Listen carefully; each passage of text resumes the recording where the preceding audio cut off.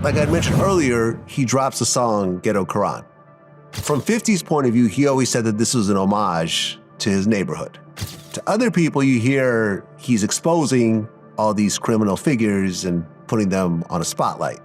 Was the filming of the 50 Cent and Akon I'll Still Kill video. Henchman and them niggas supposed to come through, and I guess they gun jammed, but we had guard on that side, and they backed out on the hit, but we had straps too. Did you ever find out who did it?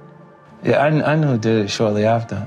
Yeah? Yeah. And they are now where? Oh, the guy who actually shot me is dead. 50 Cent is known for his high-profile beefs. Whether he's trolling online or taking it to the streets, nobody was off limits.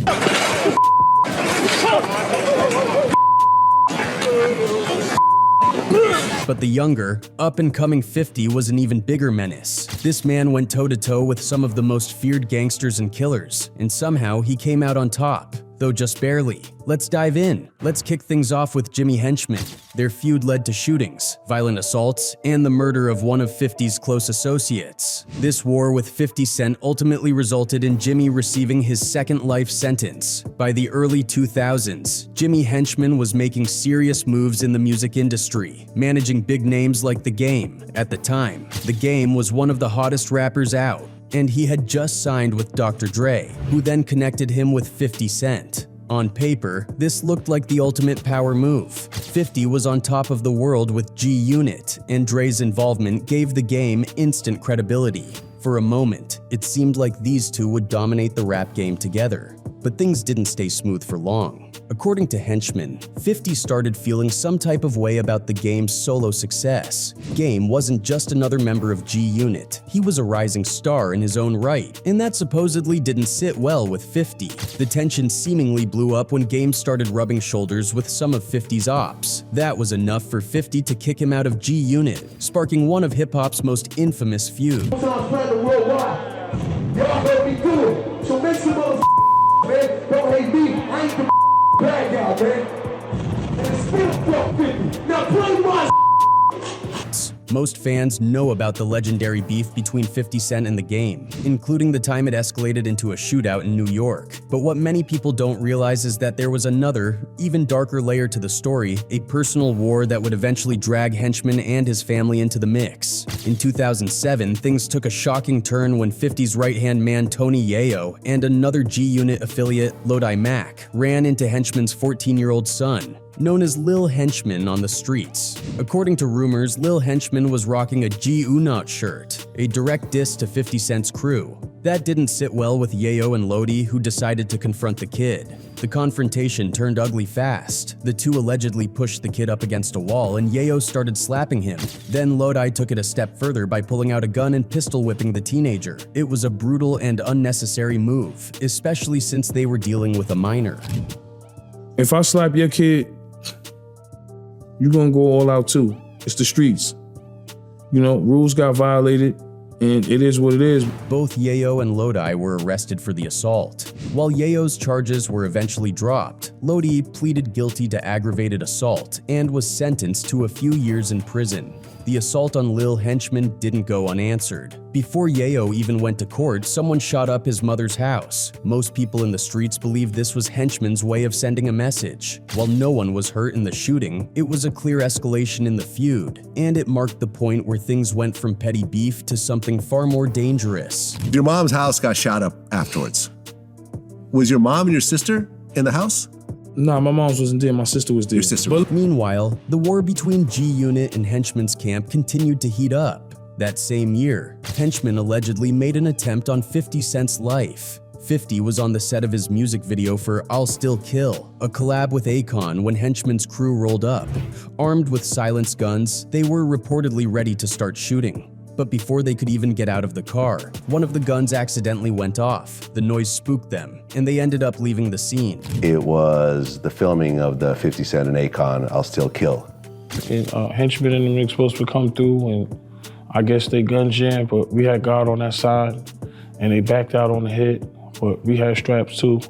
If that gun hadn't gone off, the situation could have turned into a bloodbath. Everyone in 50's camp was armed, so a shootout seemed inevitable. Fortunately, the mishap prevented any loss of life that day, but it showed just how far Henchman was willing to go in this escalating war. But this was just the beginning of the chaos Jimmy Henchman unleashed on Tony Yayo and 50 Cent. Jimmy was driving down Manhattan's West Side Highway and decided to take his hand off the wheel to grab his gun. As he was passing by 50 Cent's building, he was ready to fire, but he had to stop when he noticed some cops tailing him. That failed attempt didn't deter him, though. Jimmy got even more creative and sinister. He actually planned to blow up 50 Cent's bulletproof van. Knowing the cars were bulletproof, he figured an explosion might be the only way to get to 50. Jimmy's final attempt on Yayo's life was when he saw Tony Yayo's Bentley parked and decided to spray it with bullets. But, as luck would have it, Yayo was sitting inside his bulletproof van parked just behind the Bentley, so he escaped unharmed. You know, my issue was really more with Jimmy Henchman. And then, you know, as we leaving, I left Apollo. I'm around the corner, my Bentley got shot up, but luckily I was in my bulletproof truck behind the Bentley. There were even rumors that Henchman had something to do with 50's house being burned down, though no concrete evidence ever surfaced to prove it. Still, the tension was at an all-time high, and both sides were clearly out for blood. Things reached a boiling point in 2009, shortly after Lodi Mack was released from prison.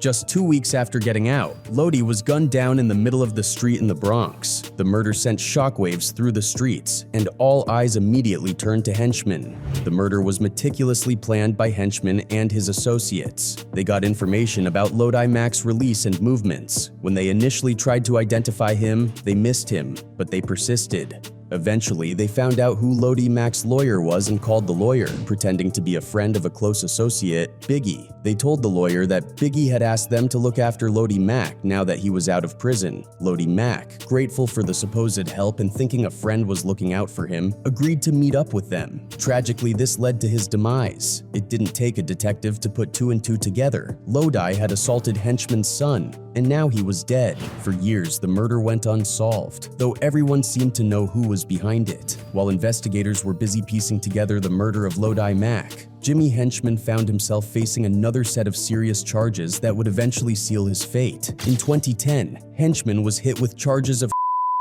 money laundering and witness tampering. Prosecutors alleged that Henchman wasn't just dabbling in the drug game. He was running one of the largest operations in the country, pulling in over $11 million a year. His crew operated on a coast-to-coast level. They'd ship from Los Angeles to New York, where it would hit the streets, and then the cash profits would make their way back to LA. But Henchman wasn't about to take unnecessary risks by using personal vehicles or obvious methods. Instead, his crew got creative. They would pack the drugs in boxes, cover them with mustard to throw off drug-sniffing dogs, and ship them through FedEx and UPS. It was a bold and efficient system, but it didn't last forever. When the feds finally caught up with Henchman, they made sure he paid the price. He was sentenced to life in prison, with the judge describing his crimes as astonishing in their breadth, duration, and intensity. But Henchman's legal troubles didn't stop there. While serving his time for the drug charges, Henchman was officially charged in 2012 for orchestrating the murder of Lodi Mack.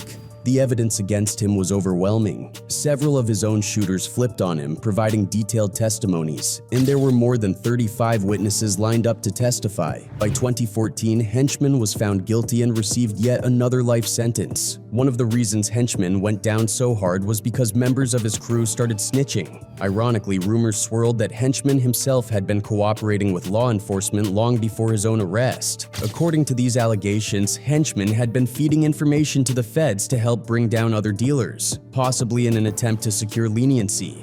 Henchman and his legal team have always denied these claims, calling them nothing more than street gossip. But 50 Cent, who has no love for Henchman, has pushed the narrative that Henchman was an informant. To put it into perspective, 50 compared Henchman to Kenneth Supreme McGriff, another notorious figure from Queens who had 50 shot 9 times back in the day. Despite their history, 50 gives Supreme more respect because, according to him, Supreme stayed loyal to the streets and didn't cooperate with law enforcement. In contrast, 50 claims Henchman sold out when the pressure came down. I don't like Supreme. I don't like Prime, but he lived the way he actually projected himself. His lifestyle is consistent. He was true to it. He never ratted on nobody. Just like that. You see what I'm saying? And Jimmy's a different kind of guy. He told everybody, He solved the last 10 years of criminal activity in New York City in 10 minutes. On May 22nd, 2012, 50 Cent dropped a mixtape called The Lost Tape. On the song Complicated, he took shots at Jimmy Henchman and his murder trial, even calling him out for being a rat and snitching to lessen his sentence. After that, 50 Cent dropped his album Animal Ambition on June 3rd, 2014. One track in particular, Hold On, references the incident where Tony Yayo smacked Jimmy Henchman's son. Jimmy wasn't about to let that slide and fired back, denying that he snitched and claiming that 50 Cent was actually going to testify against him. 50, always one to keep the drama going, took to Instagram and posted a picture of Jimmy's paperwork with the caption, "Old Gangsta Jimmy, shake my head LMAO washed up, hashtag Jimmy Snitchman." 50 Cent would continue his Instagram tirade until Jimmy recorded his reaction to receiving 2 life sentences. Man, I want to apologize to those that I let down for letting some suckers play me. I just didn't know that these dudes was that jealous. That jealousy would allow them or make them do the things that they did. And of course, 50 Cent couldn't help but respond to this. One of the things that I did ask Brian McLeod to do was I asked him to bring Fletcher or Yayo to me. So took it upon himself and he killed the wealth. And speaking of Supreme, let's go back to the early 1980s. That's when Supreme founded a gang named after himself, the Supreme Team, based in the Jamaica section of Queens, New York. Under his leadership, the gang grew to have hundreds of members and controlled the trade in the Basley Park houses, where McGriff grew up.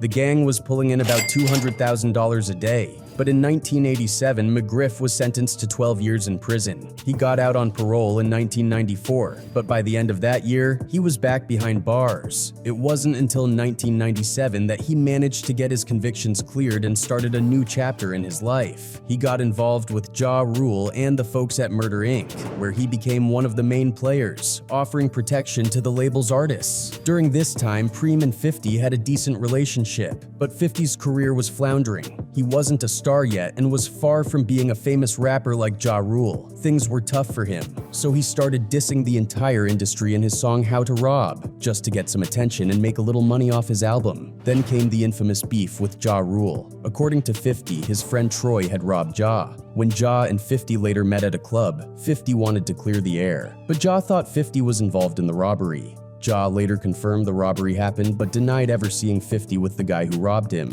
But it had nothing to do with him.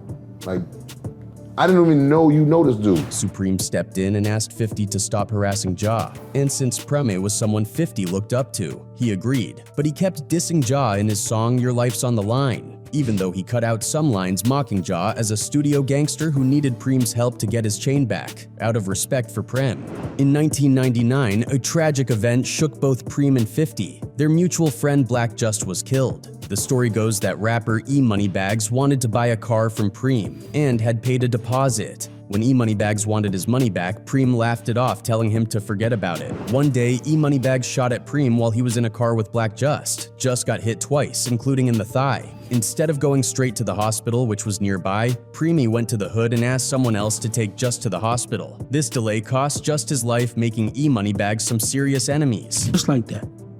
He said that wasn't for Just. Now let's look at him, man. Let's say E. That is Just.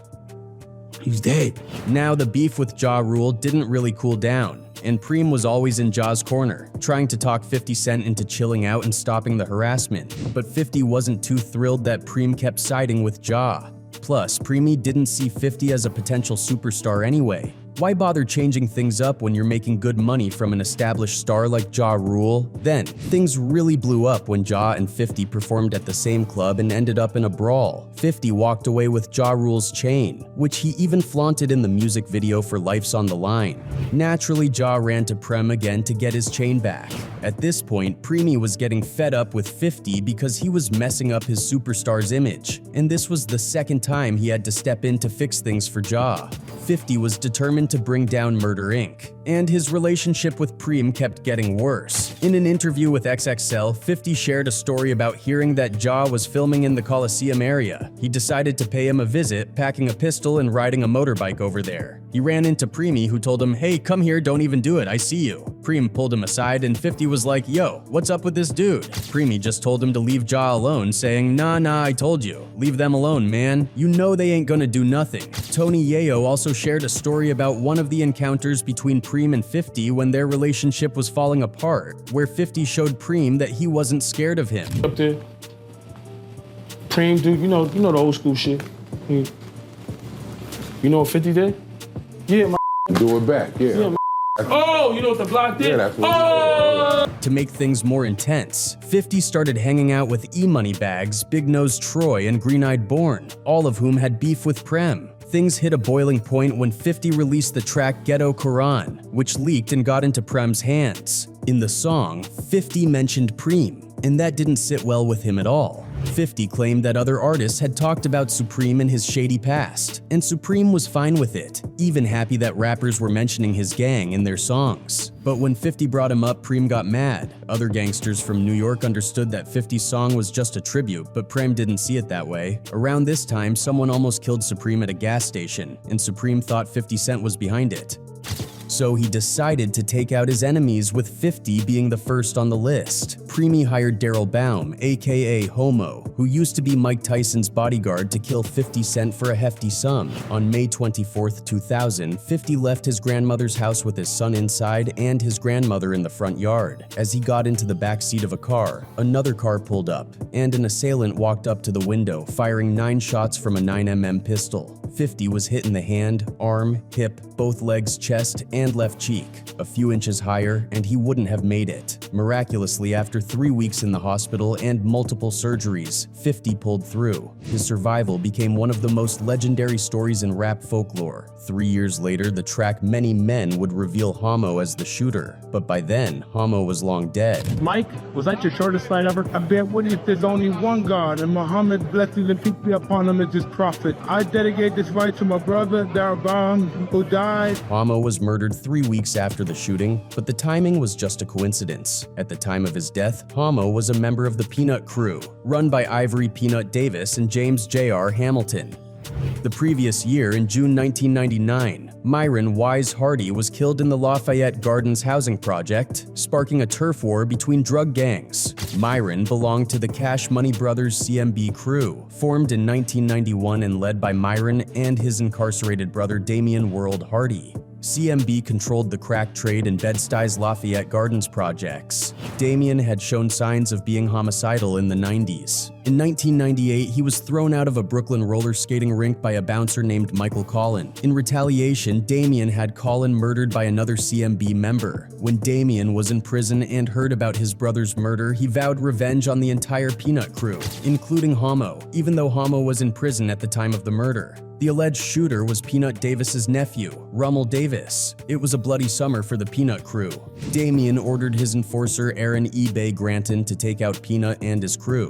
The killing spree started when CMB member Dwayne Thor Myers murdered Gerard Kojak Mackins in the vestibule of the same building where Myron Hardy was killed. Mackins, a member of the Peanut crew, was suspected of supplying Rummel Davis with the gun used to kill Hardy. Next, at around 2 a.m. on June 10, 2000, Homo was lured to the corner of Quincy Street and Marcy Avenue by a woman. As he sat in his car waiting, eBay appeared at the driver's seat window and shot him in the back of the head, ending Homo's brief return to Brooklyn streets. Tyson later paid for all of Homo's funeral expenses. Meanwhile, Damion World Hardy had an interesting turn in his personal life. In 2002, he started dating Lil' Kim, and the two were even engaged at one point. The irony here is pretty thick. Lil' Kim's 1995 music video for Junior Mafia's hit song Get Money featured none other than Peanut Davis, Hardy's slain enemy, as her love interest. Lil' Kim had also dated Myron Wise Hardy, Damion's brother, who was known to have physically abused her, allegedly breaking her nose. This led to the plastic surgery that Lil' Kim is famously known for today. Things took another wild turn in September 2003. Hardy got into a shootout with 50 Cent's security team outside a DoubleTree hotel in New Jersey. This beef reportedly stemmed from an earlier incident that year when Hardy confronted 50 Cent over a diss aimed at Lil' Kim during a Hot 97 radio interview in New York. Now, circling back to 50. While 50 managed to escape death, others weren't so lucky. In July 2001, E Moneybags was found dead in his Lincoln Navigator. Big Nose Troy was also killed 3 months after E Moneybags. The police gathered enough evidence to arrest McGriff in 2002 on pending murder charges. Also in 2003, Irv Gotti came under investigation, putting his record label Murder Inc. in serious jeopardy. Gotti was charged with laundering money for McGriff in 2005, but the jury declared him innocent of all charges. Despite Gotti's legal victory, McGriff wasn't so lucky. He was convicted of drug racketeering and murder in New York federal court. Using testimony from a hitman, text messages, and video evidence, prosecutors proved that McGriff hired killers for $50,000. With all his and Gotti's assets seized, McGriff couldn't afford a lawyer and was given a court-appointed attorney. On April 9, 2007, McGriff was sentenced to life in prison.